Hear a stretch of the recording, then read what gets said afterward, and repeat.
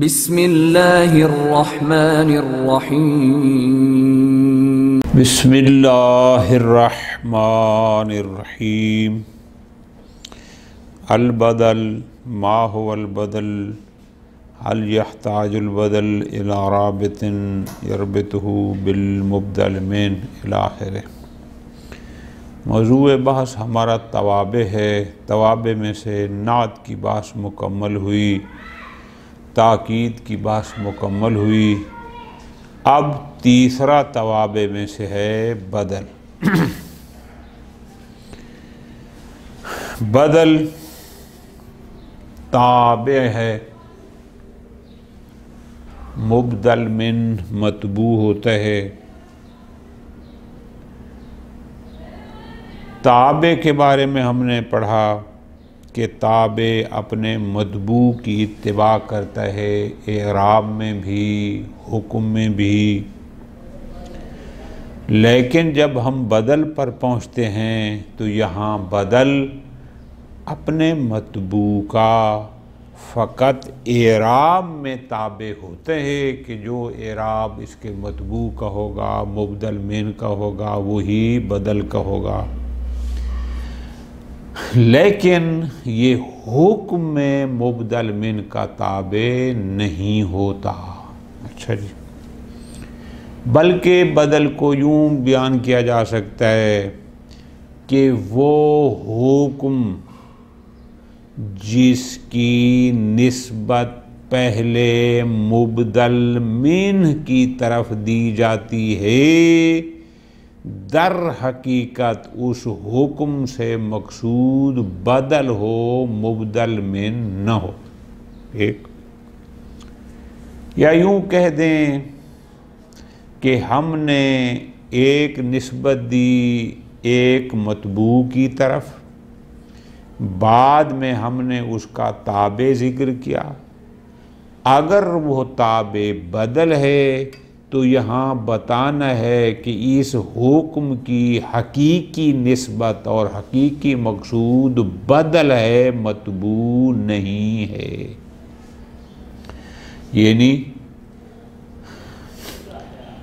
اعجبنی زید علمہ، اعجبنی مجھے تعجب میں ڈالا زید نے۔ اب پہلے ہم نے تعجب کی نسبت دی ہے زید کی طرف، ٹھیک ہو گیا۔ پھر اس کے بعد ہم اس کا تابع لائے بدل علمہ، تو اب علمہ جب تابع لائے بطور بدل تو اس کا مطلب ہے کہ تعجب کی جو حقیقی اور اصل نسبت ہے وہ زید کی طرف نہیں بلکہ وہ علم کی طرف ہے، کہ تعجب میں ڈالنے والا چیز اس کا علم تھا، نہ کہ شخص زید۔ ٹھیک ہے جی۔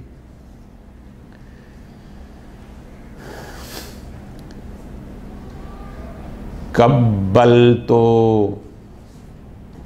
زیدن وجہہ، میں نے بوسہ لیا زید کا، پھر کہتا ہوں وجہہ، یہ بدل ہے۔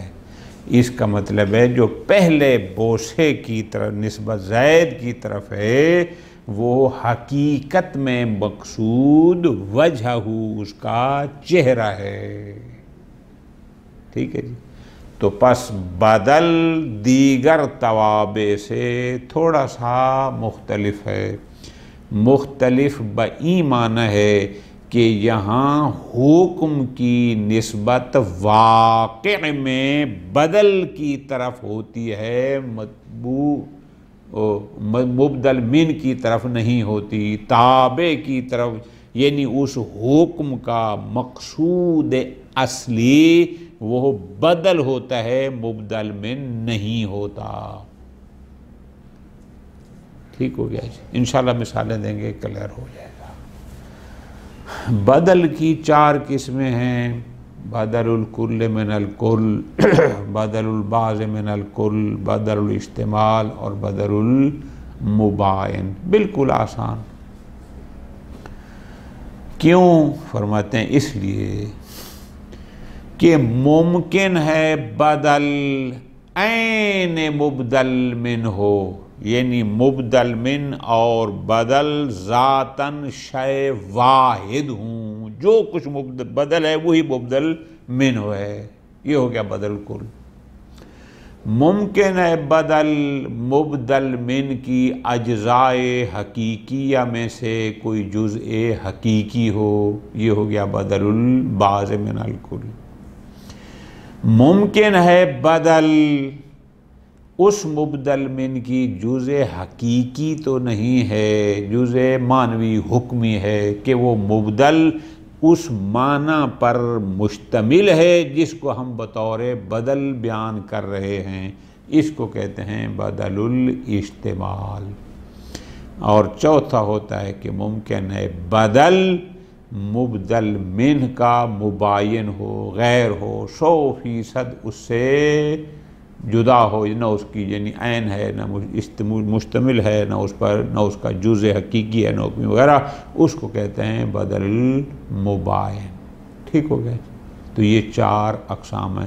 پھر آگے انشاءاللہ مغنی میں آپ جائیں گے تو پھر وہاں پڑھیں گے کہ اس بدل مباین میں پھر 3 قسمیں ہوتی ہیں، کبھی اعراض ہوتا ہے، کبھی نسیان ہوتا ہے، کبھی غلط ہوتا ہے۔ خوب وہ علیحدہ ہے، چونکہ یہاں نہیں ہے ہم اس کو نہیں پڑھتے۔ خوب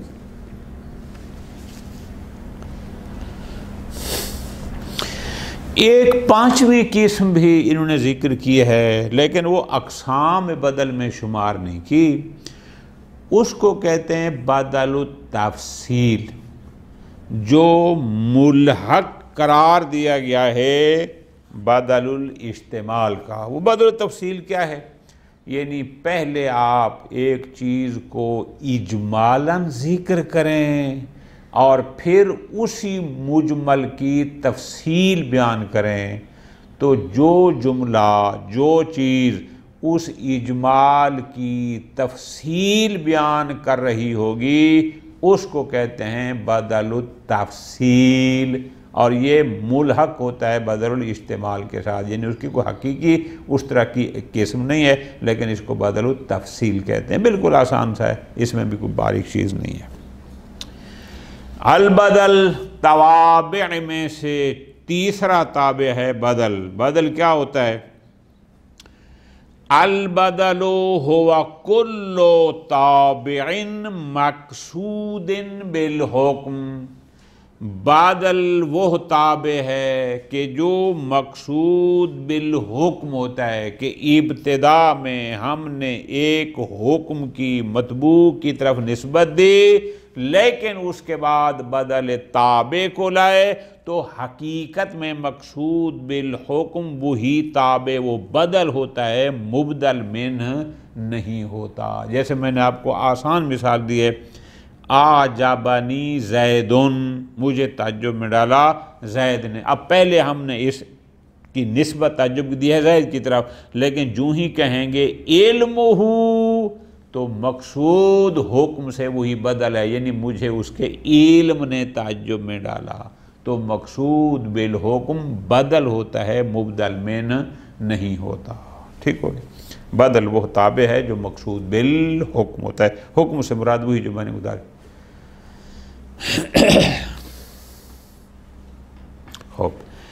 کان عین المطبوع، یعنی کان تابع عین المطبوع۔ اب یہاں سے اقسام شروع کریں کہ وہ بدل جو مقصود بالحکم ہوتا ہے، یعنی بدل وہ تابع ہے جو مقصود بالحکم ہے، ممکن ہے کہ یہ تابع بدل، آگے 4 اقسام بنا رہے ہیں، کان عین المطبوع، ممکن ہے وہ عین مطبوع ہو، یعنی بدل اور مبدل 100% ایک ہی شے ہو، اس میں کوئی فرق نہ ہو، ذاتاً ایک ہو، ممکن لفظاً مختلف ہوں لیکن ذاتاً کوئی فرق نہ ہو۔ قادم خالد، آیا خالد۔ اب یہاں خالد مطبوع ہے، مبدل من ہے، آگے ہم کہتے ہیں اخوکا، تیرا بھائی۔ اب اخوکا بھی وہی ہے اور خالد بھی وہی ہے، کہ یہاں بدل عین مبدل من ہے، تابع عین مطبوع ہے، ذاتاً ایک۔ او جزء من ہو، یا وہ تابع مطبوع کی جز حقیقی ہو، بدل مبدل من کی جز حقیقی ہو. ٹھیک ہے جی. جز حقیقی آپ نے پڑھا ہوا ہے، اس کو کہتے ہیں کہ اگر وہ نہ ہو تو پھر وہ کل بھی ناقص ہو جاتا ہے، وہ کامل نہیں رہتا. خوب. تاب اخوکا قلبہ، تیرا بھائی، تاب اخوکا، اب تیرا بھائی پاک ہے، یعنی نیک نیت ہے، اچھا تنت والا ہے، لیکن آگے کہتے ہیں قلبہ، یہ اس کا بدل. کیوں؟ قلب اخ کی جز حقیقی ہے، یعنی اس کا دل نیک ہے، پاک ہے. ٹھیک ہو. او بعدم من مشتملات ہی، یا تاب مطبوع کے کا جز ہو بئی معنی کے مطبوع اس پر مشتمل ہے، مطبوع اس کو متضمن ہے، گویا وہ اس کی جز حقیقی نہیں ہے، جز معنوی ہے، لیکن مطبوع میں وہ چیز پائی جاتی ہے. استعمال کا معنی اردو میں یہی ہوتا ہے عام طور. جیسے آجابانی اخوکا، مجھے تعجب میں ڈالا تیرے بھائی نے، اخوکا مبدل من ہے، پھر میں کہتا ہوں علمہ. اب علم اس اخ کا جز حقیقی نہیں ہے مثل قلب کے، لیکن چونکہ وہ اخ مشتمل علی العلم ہے، متضمن علم ہے، ماشاءاللہ اس کے پاس نعمت علم ہے، یعنی اس کے علم نے مجھے تعجب میں ڈالا، تو اس پر مشتمل ہے. او مباین لا، یا تاب مطبوع کے مباین ہوگا، بالکل 100% اسے مختلف ہوگا. جیسے حبیبی قامرن، میرا حبیب میرا دوست، قامر پہلے کہتے ہیں قامرن، پھر کہتا ہے شمسن. اب ظاہر قمر اور چیز ہے، شمس اور یہ شمس قمر سے بالکل مباین ہے. اب اس کی وضاحت جو میں نے پہلے کی ہے اب وہ خود کر رہے، فرماتے ہیں الاخ ہوا خالد عینہ. اور ہم نے کہا نا قادما خالد اخو کا، تو اخ وہی خالد ہے، عین خالد ہے. اخ اور خالد ذاتاً ایک شے ہیں. یہاں بدل اور مبدل من، تابع اور مطبوع ذاتاً ایک ہیں کہ بدل عین مبدل من ہے، تابع عین مطبوع ہے. یسمى بدل الکل من الکل، اس کو کہتے ہیں بدل الکل من الکل. قلبہ ہوا بعضہ و جزء منہ، تاب اخوکا قلبہ میں قلب اخ کی جز ہے. ٹھیک ہو گیا جی، اس کا حصہ ہے، اور جز حقیقی ہے. یسمى بدل البعض من الکل، اس کو دوسری قسم آگے اس کو کہتے ہیں بدل البعض من الکل. نمبر 3 آجبنی اخوکا علمہ، علمہ ہوا میں مشتملات ہی، یہ مبدل کے مطبوع کے مشتملات میں سے ہے کہ مبدل من متضمن علم ہے، مبدل من مشتمل علی علم ہے، یعنی اس میں یہ صفت معنوی پائی جاتی ہے، حقیقی اس کی جز نہیں ہے لیکن جز معنوی ہے. یسمى بدل الاجتمال، اس کو کہتے ہیں بدل الاجتمال. حبیبی قمر شمس، شمس مباین قمر ہے، بالکل اس سے جدا ہے. یسمى بدل المباین، اس کو کہتے ہیں بدل مباین. ٹھیک ہو گیا جی، ختم. مباین کی میں نے گزارش کی ہے کہ پھر 3 قسم ہوتے ہیں، اضراب ہوتا ہے، کبھی غلط ہوتا ہے، کبھی نسیان وغیرہ. خوب. دوسرا فائدہ فرماتے ہیں یلحق ببدل الاجتمال البدل الذی، ایک اور بدل بھی ہے جو ملحق ہے بدل الاجتمال کے ساتھ، یعنی بدل اجتمال نہیں ہے لیکن احکام میں ملحق بدل الاجتمال ہے. وہ کیا ہے؟ سماہ النحات بدل التفصیل، نحات نے اس کا نام رکھا ہے بدل التفصیل. وہ بدل تفصیل کیا ہوتا ہے؟ بالکل آسان. فرماتے ہیں ما فصل المجمل الذی قبلہ، یہ بدل کیا ہوتا ہے کہ جو اپنے سے پہلے مطبوع مبدل من میں جو اجمال پایا جاتا تھا اس اجمال کی تفصیل بیان کرے. پہلے ایک بات ہوئی اس میں اجمال تھا، بعد میں جو چیز اس اجمال کی تفصیل کو بیان کر رہی ہو وہی لیکن تفصیل بیان کرے، اس کو کہتے ہیں بدل التفصیل. اور یہ ملحق ہے بدل الاجتمال کے ساتھ. مثالیں بڑی آسان. اکرم والدیکا، اپنے والدین کا اکرام کر. اب والدین میں اجمال تھا، پھر کہتے ہیں ابا کا و امہ کا. اب یہ تفصیل ہے، ابا کا اور امہ کا یہ بالتفصیل ہیں اسی والدہ کے. ٹھیک ہو گیا. لکا علی ثلاثۃ، آپ کے مجھ پر 3 قسم کے حقوق ہیں. لکا آپ کے، علیہ مجھ پر، ثلاثۃ 3 قسم کے حقوق ہیں. اب ثلاثۃ میں اجمال ہے، پتہ نہیں کون سے 3 ہیں. اب اس کے بعد اسی ثلاثہ کی تفصیل جو بیان کی جا رہی ہے اس کو کہتے ہیں بدل التفصیل. وہ کیا ہے؟ فضل التربیت و فضل التعلیم و فضل التدبیر. تربیت کی فضیلت، تعلیم کی فضیلت، تدبیر کی فضیلت. اب یہ 3 چیزیں، اب یہ ہے بدل تفصیل ہیں کس کا؟ ثلاثہ کا. چونکہ ثلاثہ میں اجمال تھا، اب پتہ نہیں وہ 3 کون سی ہیں. اب یہ 3 بدل تفصیل ہیں جنہوں نے واضح کیا کہ ثلاثہ سے مراد کیا ہے. اسی طرح ایک شاعر کا قول ہے، الا فی سبیل المجد ما انا فاعل. الا تو جان لے، آگاہ رہو، فی سبیل المجد ما بزرگی یعنی او بڑا ہونا، مجد بزرگی ریاست، اس کے راستے میں اس کے جو چیز ہے ما. اب ما میں اجمال ہے. بزرگی کے راستے میں جو ہے انا فاعل، میں نے اس کو انجام دیا ہے یا انجام دینے والا ہوں. اب ما میں اجمال تھا. اب اگلا جو حصہ ہے وہ اس ما کی تفصیل بیان کر رہا ہے. اس کو کہتے ہیں بدل التفصیل. ما میں اجمال تھا، افعاف و اقدام و حزم و نائل، یہ اسی ما کے لیے بدل تفصیل ہے. وہ کیا تھا جو بزرگی کے راستے میں تھا کہ اگر جو میں نے کیا کہ اگر وہ کام بندہ کرے تو پھر وہ بڑے مقام رتبے پر پہنچ جاتا ہے. اس ما کی تفصیل یہ ہے، افعاف پاک دامنی، اقدام یعنی اس کو انجام دینا، عمل کرنا، بڑھنا، حزم مضبوط طاقتور یعنی قاطعیت کے ساتھ، نائل نے پا لینا، کامیاب ہونا. اور میں ان نے یہ 4 کام کیے. بہرحال محل شاید ہمارا یہ ہے کہ یہ بدل تفصیل ہے اس ما کا کہ اس میں اجمال تھا کہ بزرگی کے اور بڑے ہونے کے راستے میں جو کچھ ہے میں کرنے والا. وہ کیا تھا؟ یہ اس کا وجہ. فرماتے ہیں وَعْلَمْ أَنَّهُ يَجُودُ فِي هَذَا النَّوْعِ مِنَ الْبَدَلِ الْاتِّبَاعُ عَلَى الْأَصْلِ.